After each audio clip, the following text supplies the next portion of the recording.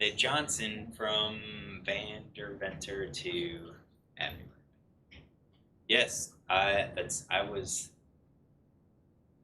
saw them setting up when I picked up my daughter at school, take her downtown, and then I got called to pick up my other daughter.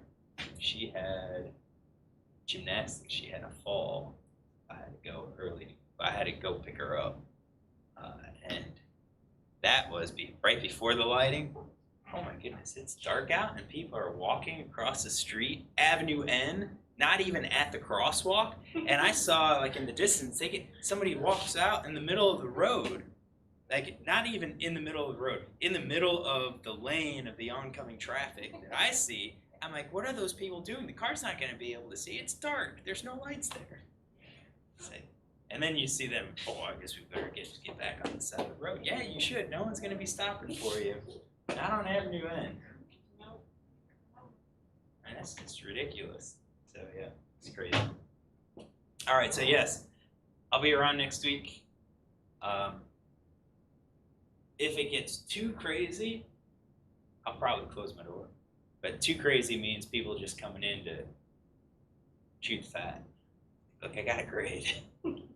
So if you're coming in, have questions, feel free to stop by.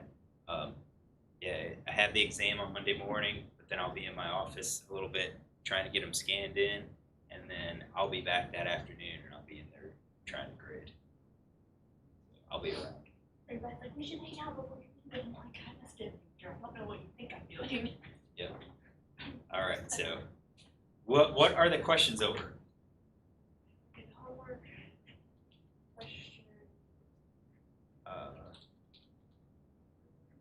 question. Question 2. 4. Which one? Question 2. The pairwise permutational t-test for if you're getting right the same answers for all the t-tests. Yeah. Oh. Yes. Which is weird. Common. That could be a common one. Okay, so which homework is that in? Very confusing. I thought I was doing something wrong, and I looked over it for like 30 minutes, and I was like, I give up. Done. Okay, let me go to that. Yay! Oh yeah. I don't know. I said that all of them were less than 0.001. Yeah. That's what I did. I was like, that. That's easy. What was the value? 9.999. Okay, so let me. Very small.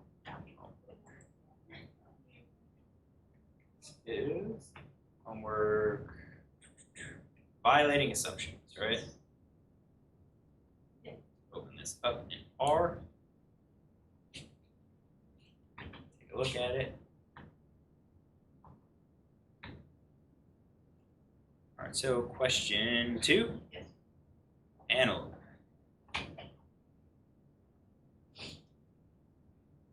Let's import my data. Do that.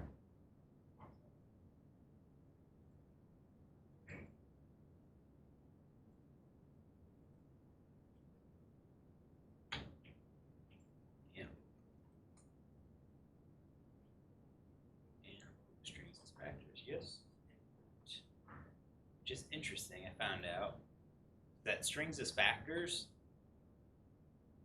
if you didn't do that, the QQ plot will fail, and I think maybe even Brown Forsyth will fail.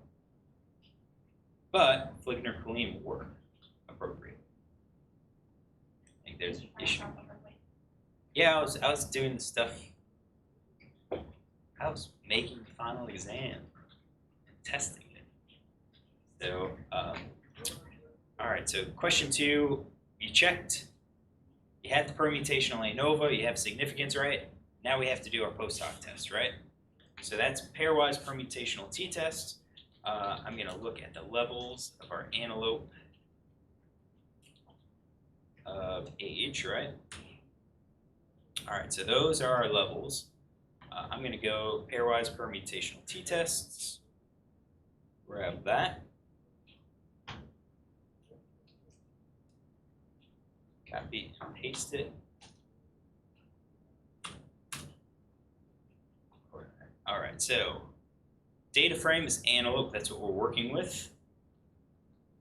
The variable is age.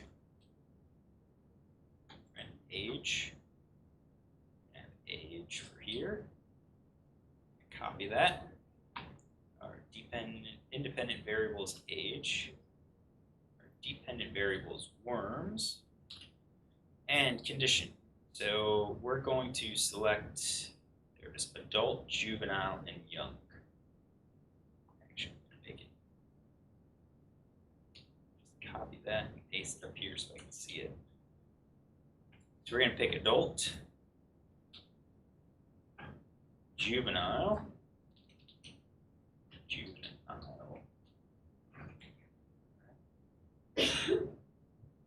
10,000 iterations. I will copy that now. Paste, paste. Adult, juvenile, and young. And then we have juvenile and young. And I'm going to run it. So your, whoops. Yeah, you don't have the sub data. Yes, that's correct. Because that's not on my otherwise permutation t-test.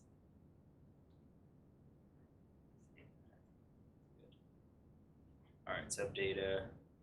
I guess that's going to fail. That's going to fail. And that's going to fail. And that's going to fail. Now let's run it. Hopefully it doesn't take too long. We will see what we get.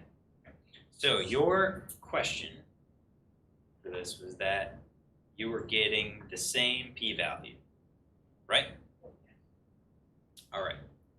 So that is, or it can be a cause of concern. And there's two situations where I think it is 100% cause of concern. You have problems in the code. That is if you get a p-value of 1, or if you get a p-value that's different, that's not 1, and it's not one of these. So let's say it's a p-value of 0.23, 0.23, and you get 0.23 for everyone. That's also a cause of concern because it's not likely to ever get that. So if you get a p-value of 1, chances are the code's wrong. You've got some issue because it says that everything in that null distribution is larger than your observed. And usually that happens because you saved the wrong data point or something like that. If you follow my script, we shouldn't run into that problem. Or if you follow my script, we shouldn't run into that problem of getting a p=1. But I tell you that because if you're running like a regular t-test or an ANOVA or a p-norm type test and you get p=1 or probably p-value of 1, yeah, go back and double check, make sure you're doing it correctly.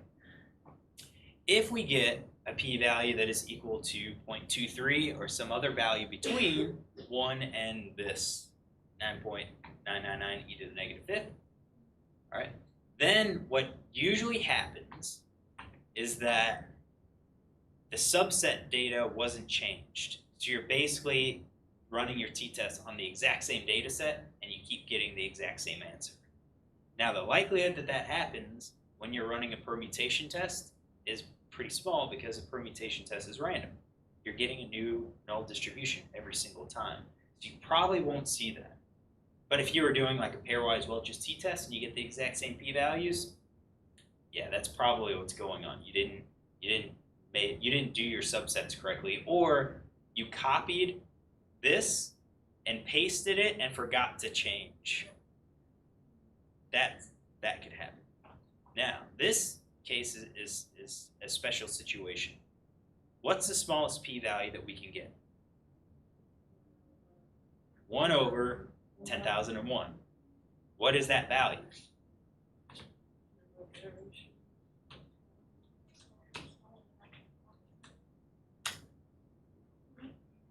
One over 10,001 is this value. So you're right, this came up. And if, I'd go back and say, is that real? that realistic? Well, what does the plot tell us? Age. When I look at this plot, I have no overlap in my interquartile ranges. All right, I'm expecting a difference, and not only that, I'm expecting all of these to be different from each other. So that's what our permutational t-test told us. They're all different. They're just so different that none of the data points, none of our randomized test statistics ever equaled or exceeded our observed test statistic. So you're going to see this, that p, this value, 9.999 e to the negative fifth, you're going to see that. You're going to see that. And that's why I like to use 10,000, because if we use, let's say, 1,000 iterations, it's gonna go a lot faster. But look at, this is the smallest p-value that you can get. And if you do 100, the smallest p-value is going to be even larger than this. So at least if we see that 9.999 e to the negative fifth, that should recognize that's the smallest p-value that I can get. So yeah, I'm not worried about it. And you can go back and just double check that you have all of your subsets figured out correctly. But yeah, I'm not worried too much about that. So that's our first question. I have a second question. Second question. I'll have a second question. Okay.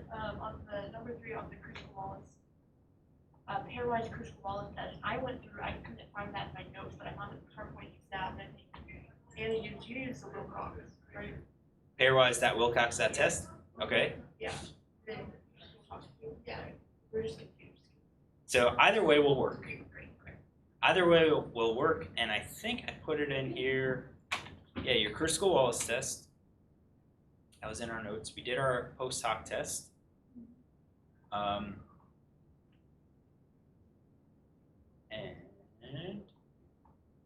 so I think we did this initially in lecture, right? Pairwise.wilcox.test. And that's probably the easiest way. But I introduced the next day how to do the subsets. Because we ultimately get to do that, or we will have to do these subsets when we do the pairwise t-dot tests. We have to make the subsets first. Or the recommendation is always to make the subsets first and then pass those subsets to your test. So if we made subsets and then just did these 6 Kruskal-Wallis tests, I get the p-values and I save the p-values and I make the vector and I do Holmes adjustment and I get these p-values. And if we compare those p-values to what our pairwise.wilcox.test gives us, they're the exact same. So which one you choose, it's up to you. Pairwise.wilcox.test works. And if we want to do median, or if we want to compare medians, that's what we would use. Do the write-up for that? Like, how do you find the? Yeah, I got kind of confused with like reading it and then being able to write a. For this? Yes. Yeah, like the degrees. Okay, so for the Kruskal-Wallis test, right? We have the chi-square, we have our degrees of freedom, and we have our p-value, right? And then interpretation test. For the pairwise tests, we don't typically report the degrees of freedom or the test statistic, pairwise test, because we take the p-value and then we have to adjust it. And what we report is the adjusted p-value. So that's just like a Welch's t-test. We don't report, or a pairwise Welch's t-test, we don't report the test statistic and the degrees of freedom for that. We report it as p-adjusted. So for our write-up here, these p-values are the same, these are the same. We just go through and do the same thing. Pairwise Kruskal-Wallis tests with Holm p-value adjustment suggests that white and green are similar, and then I would do P80J. All right, and I have to come up with the p-value for it. So now what we look at is the comparison. So white and green. All right. So I go down to white, and then I read across the green to the green column. This is the p-value for that comparison. So we read down to the white. That's one group that we're comparing. And then green's the other group, so that's our intersection. So that's going to be the p-value that we report. So p-adjust equals 0.29.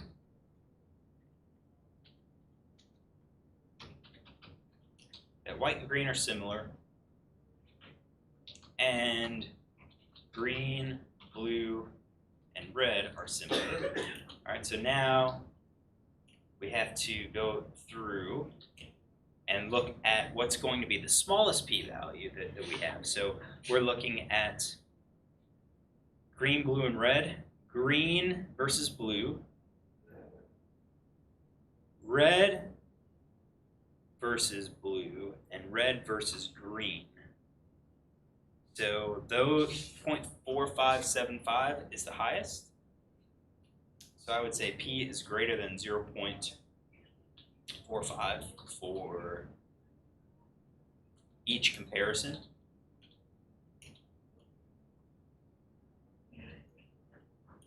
The only, but we don't want to say, the only difference was that white is different. The only difference is where the white is different from blue and red. And then you look at white versus blue is 0.0164 and 0.0013. So I could say just P adjusted is less than 0.02 for both comparisons. So something like that. We don't have to state this. We could just state this part, the similarities, and then you could say all other comparisons are different, but we've kind of specified the groups. What if they're all different? Then you would say all pairwise comparison or all means were significantly different, and just do P is less than the largest p-value that you observed. So for like our pairwise t-test, the largest was, well, they were all less than 0.0001. So I would do P adjust. Don't forget to adjust, right? Don't forget to adjust it. So P adjusted is less than 0.0001 for all comparisons. That's it.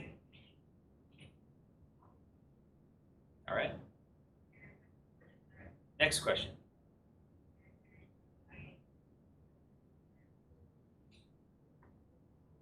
What percent are we at?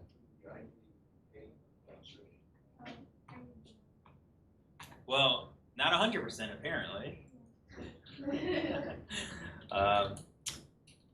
Look, I meant to look. I looked at the ecology, but I didn't scroll down to look at the rest of it.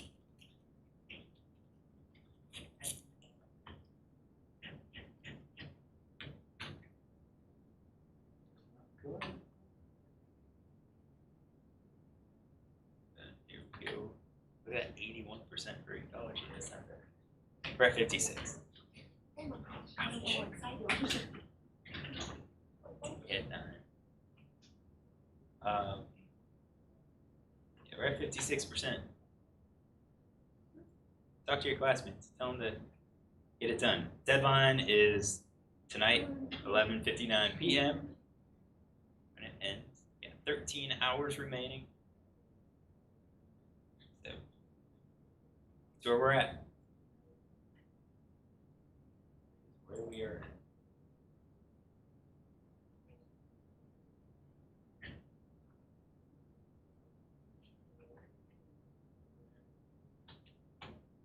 And then I had another question. If the variances are the same that you saw, Oh, yeah. right? For what? For Welch's St. Nova. Very last. Yeah, the very last one. This one? It's the one that we decide like ourselves, Oh, yeah. oh. This one? Yes. Okay, so yeah, we follow the flow chart. So if we do a regular ANOVA, if we do a permutation ANOVA, if we do a Welch's ANOVA, if we find that the p-value is greater than 0.05, there's no difference in means. So we don't have to do it pairwise. There's all the means are equal. We stop. Is that what this one was? Yeah, because it said run a post hoc test, but there was no post hoc test. Yeah, so that's our flow chart. You do your ANOVA. If it's significant, we continue doing our post hoc test to figure out which means are different. If the p-value is not significant, we stop. There's no difference in means. Yep. I should know this, but is there an easy way to figure what our average was at the moment? Or what we would need for the final? You can come talk to me. So you have your exam grades. Yeah, the exam grades are graded. The They- rating. Oh yeah, they're 20%. 20. 20% each and the finals 15. Yeah, finals 15. So 20, 40, 60, 75, and then the rest was going to be the homework and your quizzes. We didn't have enough quizzes. So the exams carry the most weight. You do the homework, and you were submitting the homework. You get credit for it. It's basically did it or you didn't. You can come talk to me. I can post. I didn't get to that one yet, but the intention was to post like what the current grade is in this class on Blackboard. Yeah, we have the IDEA evaluations, and also I'll replace the lowest exam grade with the final. So okay. I also had the blood donation too, or the volunteering. You helped out. Oh, yeah. How do we, I already have it. okay. I already have the list of who volunteered. So, yeah, that's in there. I don't think that was factored into the course grades. So a couple people have asked, or I've told them where they stand in the course. I don't think the blood drive stuff is on there yet. But yeah. I think at the beginning of the year, I remember you telling us that for the final exam, I don't know if you're gonna do it this time, but you're gonna post it before we take the exam or something. Yep. In about 4 minutes, the application part goes live. Yeah, so the final exam, the application part goes live today at 11:30. Heck, I can make it go live now. But at 11:30 it goes live. It's due on Wednesday at 1 o'clock. So our closed book final exam is at 10:30 on Wednesday.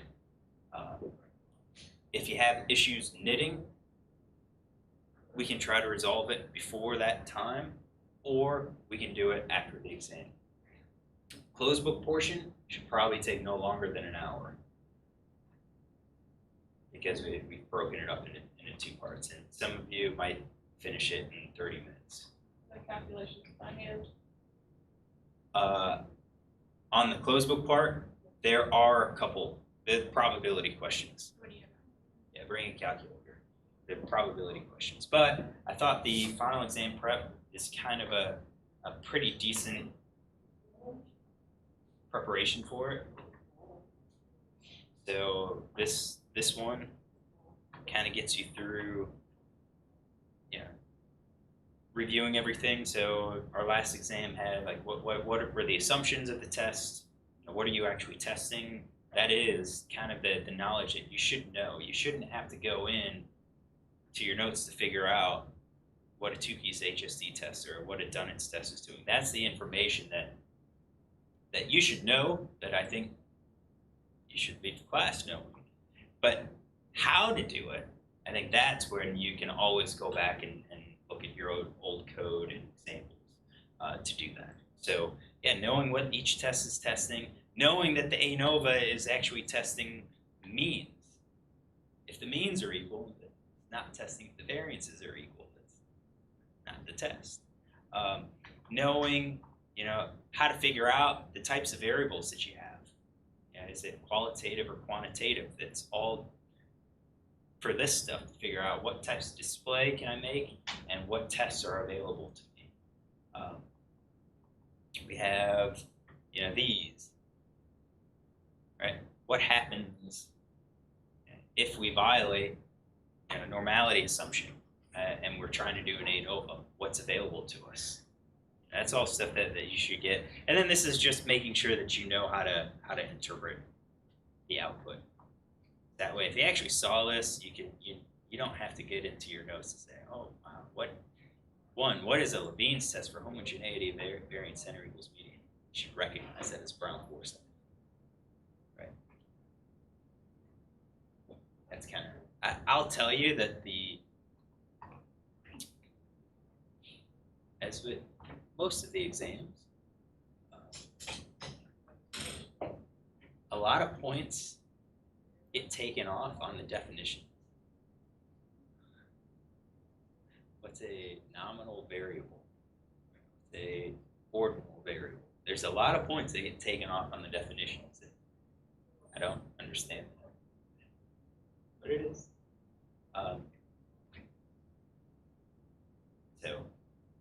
Good way to study. You have the old exams. Good way is to look at those old exams because really the class we spend a lot of time on the application part. So you know what's going to be asked. You know you're going to have to calculate a mean and a variance and do a t-test and an ANOVA. You know what's going to be on it. It's what I can change is data and what the overall result will be. There's not that many questions you can ask on the closed book portion, and only so many definitions. Yep. Yeah, so many definitions, so many things. It's not like biology and zoology where there's Yep. So yeah, I think looking back at the old exams would be a good way to kind of study and review for the class. And also in preparation, and the applications take home, so we're not doing that here. But I would have said if we had that 2 hours and split it up into part 1, part 2, a good way to prepare for that part 2 is assemble a crib sheet, like in R, which would have been just kind of what we're doing. Have a function script, and the function script then you could kind of explain like what I did. It's calculating the standard error, the bootstrap confidence interval. Doing that as a general script or doing that in a markdown document where you have the code and then you explain what you would, how you would use it, how you would interpret it, and so forth. If I was going to do that, it's like a closed book or open book. You're doing it here and to find the time, but you don't really need to do that with the table.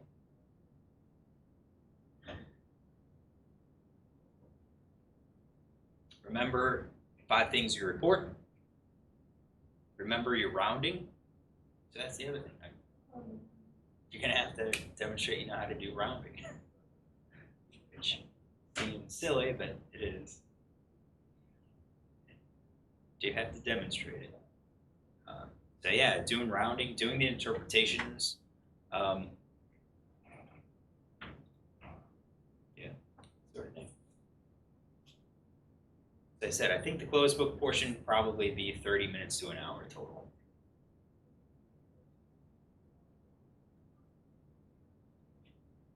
Any other questions? Yeah, we'll meet in here.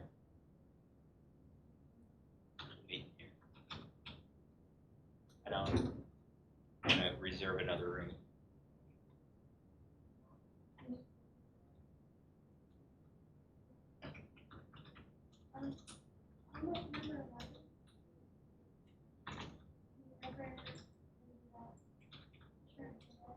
Yep.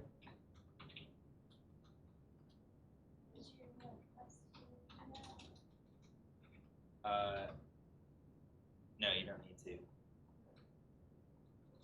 Now that homework number 11, we reviewed it in class. I believe. It's kind of like, hey, this is how we do it. Let's make sure you know how to do it before the exam.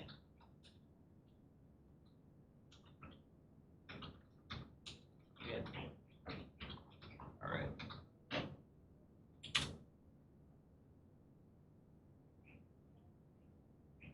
All right. Any questions? Other questions? I have some errors. Errors.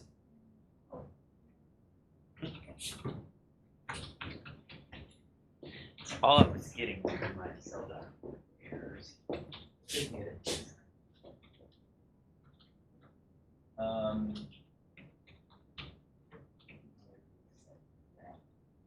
Yep. You misspelled that. So it couldn't find that, so it only pulled out all of the adults. That's it. If it even works. Okay.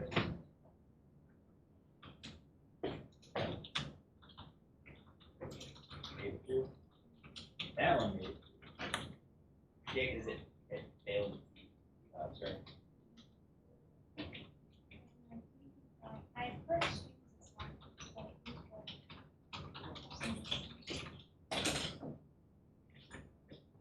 Could not find function. What? oh, Did you run that yet?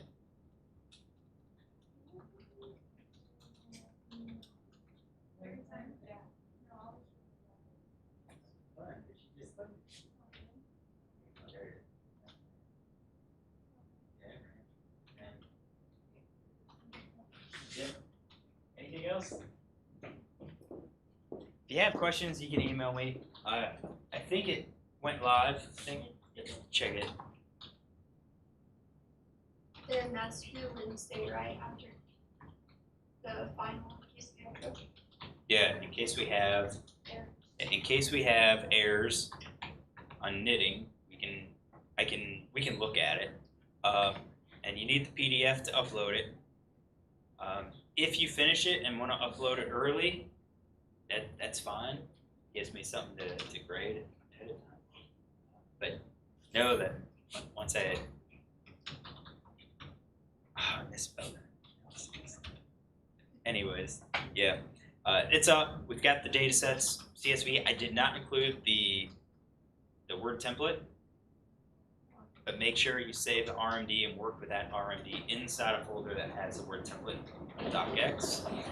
If you're working on it over the weekend and you get errors, like had errors, feel free to email me. If you can't figure it out, don't sit and wait until Wednesday at 12:30. Don't do that. But we can receive the errors, and then the knitting is no problem. But if you do email me with the error, I need to know the error message, what you were running, and the error message. So some people took pictures, screenshots, or snapped the picture and then sent me the picture so I could see it. That could work. Or if you just copy and paste the error message, sometimes I know where it is. All right. If no more questions, we're wrapping it up. All right. Alright, thank you. Have a good one.